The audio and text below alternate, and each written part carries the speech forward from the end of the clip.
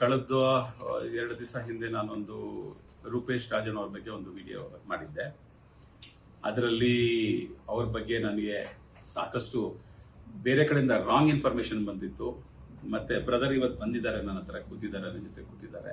ಅವ್ರು ತುಂಬಾ ಪ್ರೀತಿ ವಿಶ್ವಾಸದಲ್ಲಿ, ಸರ್ ನಾನು ಏನಿದೆ ಕಾನೂನುಬದ್ಧವಾಗಿ ಮಾತ್ರ ಕೇಳಿದೆ ಹೊತ್ತು ನಾನು ಯಾವತ್ತೂ ಇಲ್ಲೀಗಲ್ ಅಂತ ಹೇಳ್ಬಿಟ್ಟು ನಾನು ಯಾವ್ದು ಕೇಳಿಲ್ಲ ಸರ್. ಮತ್ತೆ ವೈಯಕ್ತಿಕ ನಿಮ್ಮ ಮೇಲೆ ನನ್ಗೆ ಯಾವುದೇ ತರ ದ್ವೇಷ ಇಲ್ಲ ಅಂತ ಅವರು ದೊಡ್ಡ ಮನಸ್ಸಿಂದ ನನ್ನ ಹತ್ರ ಬಂದಿದ್ದಾರೆ. ನನ್ಗೆ ತುಂಬಾ ದೊಡ್ಡದಾಯ್ತು ಇವತ್ತು ಅವ್ರಿಗೆ ಮೀಟ್ ಮಾಡಿ. ಅತಿ ಸಂತೋಷ ಆಯ್ತು ನನ್ಗೆ ಅದ್ರ ಬಗ್ಗೆ. ಅದು ಅವ್ರ ಬಗ್ಗೆ ಯಾವುದೇ ಆರೋಪ ಇರೋದು ಸತ್ಯ ಇಲ್ಲ. ಇವಾಗ ಅವ್ರ ಮಾತು ಕೇಳ್ತಾ ಇದ್ರೆ ತುಂಬಾ ದೊಡ್ಡ ವ್ಯಕ್ತಿ ಇದ್ದಾರೆ ಅವರು. ಅವ್ರು ಹೇಳಿರೋದು ಮಾತುಗಳು ನಾನು ಕೇಳ್ತಾ ಇದ್ರೆ ನನಗೆ ತುಂಬಾ ಬೇಜಾರಾಗ್ತಾ ಇದೆ. ಇದು ಯಾಕಪ್ಪ ನಾನು ಜಾಸ್ತಿನೇ ಹೇಳ್ಬಿಟ್ಟ ಅವ್ರ ಬಗ್ಗೆ ಅಂತ ಹೇಳ್ಬಿಟ್ಟು ನನ್ಗೆ ಯಾವುದೇ ತರ ಅವ್ರ ಫ್ಯಾಮಿಲಿ ಆಗ್ಲಿ ಅವ್ರಿಗಾಗ್ಲಿ ನೋವು ಆಗ್ಬಾರ್ದು. ಯಾಕಂದ್ರೆ ನನಗೇನು ಒಂಥರ ಬೇರೆ ತರ ನೋವಾಗಿತ್ತು. ಬಟ್ ನನಗೇನು ಪರ್ಸನಲ್, ಯಾಕಂದ್ರೆ ಪರಿಚಯ ಇರ್ಲಿಲ್ಲ ಅವರು. ಈಗ ಪರಿಚಯ ಆಗಿದೆ. ಅವರು ಹೋರಾಟಗಾರರು, ನಾನು ಅಧಿಕಾರಿಯಾಗಿ ನಾನು ಹೋರಾಟ ಮಾಡಿದ್ದೀನಿ. ನಾನು ತಮಗೆ ಹೇಳಿದ್ದೆ, KGF ಅಲ್ಲಿ ಬೆಳಗಾಮಲ್ಲಿ ನಾನು ಕಮಿಷನರ್ ಆಗಿದ್ದಾಗ ಕೆಲಸ ಮಾಡಿದ್ದೀವಿ. ಅವರು ಒಂದೇ ತರ ಮಾಡಿದ್ವಿ.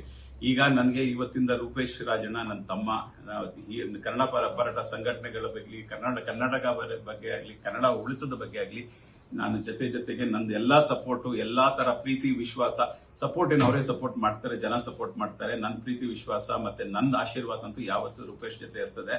ಮತ್ತೆ ದೇವ್ರು ಒಳ್ಳೇದ್ ಮಾಡಿ ರೂಪೇಶ್ ನಿಮ್ಗೆ. ಮತ್ತೆ ಏನೋ ಒಂದು ಮಿಸ್ಕಮ್ಯುನಿಕೇಶನ್ ಆಗಿದೆ, ಅದು ಮಿಸ್ಕಮ್ಯುನಿಕೇಶನ್ ಅಲ್ಲಿ ತಾವು ಬೇಜಾರು ಮಾಡ್ಕೊಳ್ಬಾರ್ದು ಅಂತ ಹೇಳ್ತಾ ದೇವ್ರನ್ನ ಒಳ್ಳೇದ್ ಮಾಡ್ಲಿ. ನಿಮ್ಮ ಹೇಳಿಕೆಗಳನ್ನ ವಾಪಸ್ ತಗೊಂಡಿದ್ದೀನಿ ಅಂತ ಹೇಳ್ಬಿಟ್ಟು ಮತ್ತೆ ನಾನು ಏನೇನೋ ನಂದು ಹೇಳಿಕೆ ಇದೆ, ಎಲ್ಲಾನು ನಾನು ವಾಪಸ್ ತಗೊಂತೀನಿ ಅಂತ ಮನುಷ್ಯ ಇಲ್ಲ. ಅವರು ತುಂಬಾ ದೊಡ್ಡ ಮನಸ್ಸಿಂದ ಬಂದಿದ್ದಾರೆ ಅಂತ ಹೇಳಿದ್ರೆ ಏನಾಗುತ್ತೆ ಅಂತ ಹೇಳಿದ್ರೆ ಒಂದು ಮನಸ್ಸಲ್ಲಿ ನೋವು ಇಟ್ಕೊಂಡು ನನ್ನ ಹತ್ರ ಬಂದಿದ್ದಾರೆ. ಮತ್ತೆ ಅದೇನಾಗಿದೆ ಅಂತ ಹೇಳಿದ್ರೆ ರಾಂಗ್ ಕಮ್ಯುನಿಕೇಶನ್ಸ್ ಆಗಿದೆ. ಅದರಿಂದ ನಾನು ಮತ್ತೊಮ್ಮೆ ಅವ್ರಿಗೆ ಅವ್ರ ದೊಡ್ಡ ಮನಸ್ಸು ಮತ್ತೆ ಒಂದು ಪ್ರೀತಿ ವಿಶ್ವಾಸದಲ್ಲಿ ನನಗೆ ತುಂಬಾ ಮನಸ್ಸಲ್ಲಿ ತುಂಬಾ ಖುಷಿಯಾಗಿದೆ ಅವ್ರು ಬಂದಿರೋದ್ರಿಂದ. ಮತ್ತೆ ಅವರು ದೇವರವ್ರಿಗೆ ಒಳ್ಳೇದ್ ಮಾಡ್ಲಿ, ಅವ್ರ ಕುಟುಂಬಕ್ಕೆ ಒಳ್ಳೇದ್ ಮಾಡ್ಲಿ, ಮತ್ತೆ ಅವ್ರು ಒಳ್ಳೆ ಕೆಲಸ ಮಾಡ್ಲಿ, ಸಮಾಜಕ್ಕೆ ಒಳ್ಳೆ ಕೆಲಸ ಮಾಡ್ತಾ ಇರ್ಲಿ, ಇದೇ ರೀತಿ ಮಾಡ್ತಾ ಇರ್ಲಿ ಅಂತ ಹೇಳಿ ತಮ್ಮೆಲ್ಲರಿಗೂ ಮಾತನ್ನು ಹೇಳ್ತಾ ನಾನು ಮಾತನ್ನು ಮುಗಿಸ್ತೀನಿ. ಜೈ ಹಿಂದ್, ಜೈ ಕರ್ನಾಟಕ.